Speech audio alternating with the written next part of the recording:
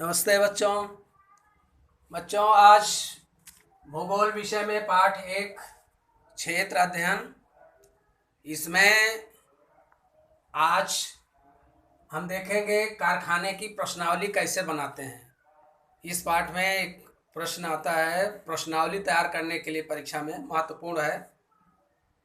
पाठ के अंत में 4-5 प्रश्न दिए हुए हैं, वो सब बहुत ही महत्वपूर्ण हैं। तो इसमें एक प्रश्न है प्रश्नावली तैयार करना।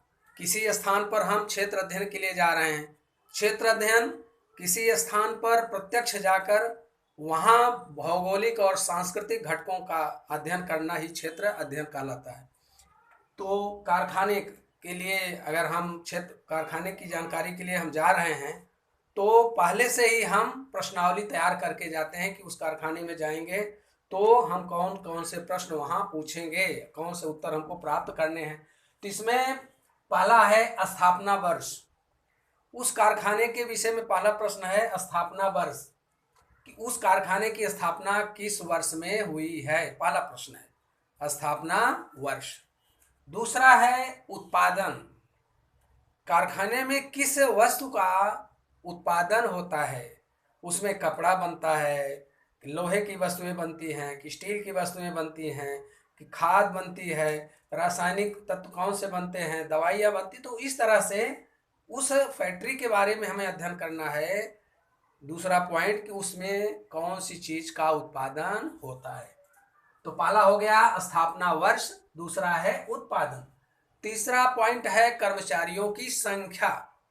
उस कारखाने में कितने कर्मचारी काम करते हैं, कितने कर्मचारी हैं, उनकी संख्या। ये प्रश्न हम बना के जाएंगे तो वहाँ पूछेंगे, तो वहाँ हमको जानकारी मिलेगी कि इस कारखाने में इतने कर्मचारी हैं, कितने अधिकारी हैं, कितने कर्मचारी हैं। तो इस तरह से तीसरा पॉइंट है कर्मचारियों की संख्या। चौथा है कच्चा माल।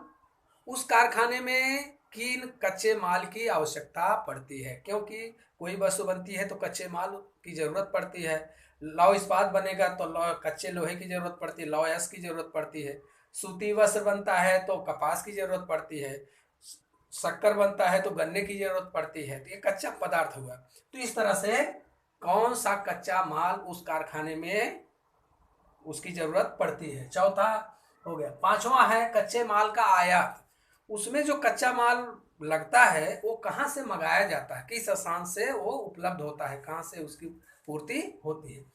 छठवां है निर्यात। जो वस्तु कारखाने में तैयार हुई है उसको कहाँ पर बेचने के लिए, विक्रय के लिए कहाँ भेजा जाता है, वो भी नोट करेंगे कि यहाँ का माल कहाँ कहाँ जाता है, वो पूछेंगे। सातवां है सावधानी। उस कारखाने में कौन कौन सी सावधानियां बरती जाती हैं, लोगों के जान माल सुरक्षा के लिए क्या क्या है। अग्नि के लिए खतरा होता है, रिस्क है, किसी का एक्सीडेंट होता है, कोई घटना, उसके लिए क्या क्या व्यवस्था है वहाँ पर, उसकी जानकारी लेते हैं। तो वहाँ के लोग बताते हैं कि हम अपने कर्मचारियों की सुरक्षा के लिए अमुक अमुक व्यवस्था किए हैं।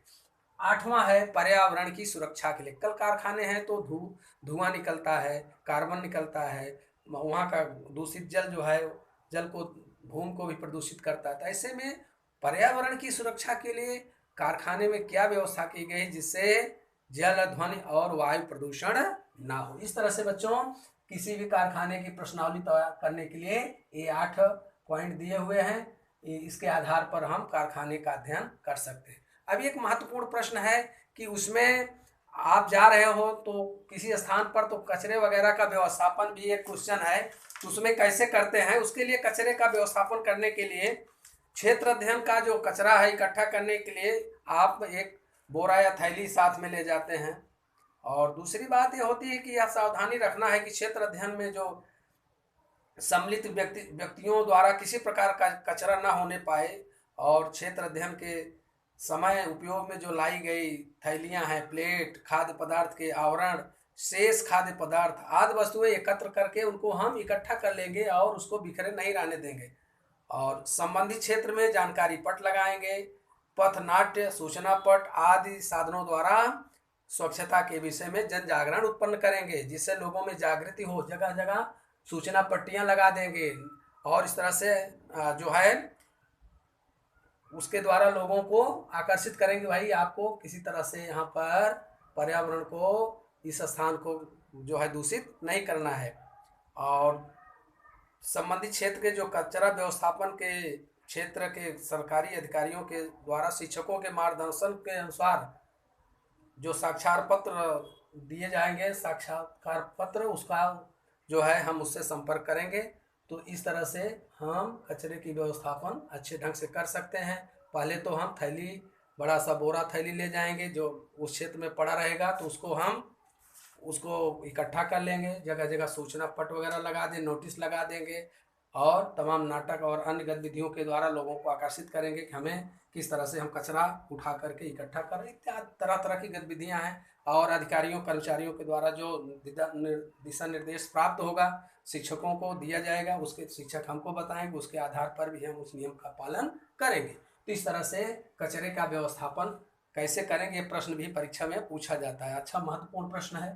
तो इस तरह से बच्चों, आज के वीडियो में हमने कारखाने की प्रश्नावली और कचरे का व्यवस्थापन कैसे करते हैं, इन बिंदुओं का अध्ययन किया। आज का वीडियो यहीं पर समाप्त होता है, और घर के लिए जो प्रश्न मिलेगा उसको आप लिखेंगे और याद करेंगे। धन्यवाद।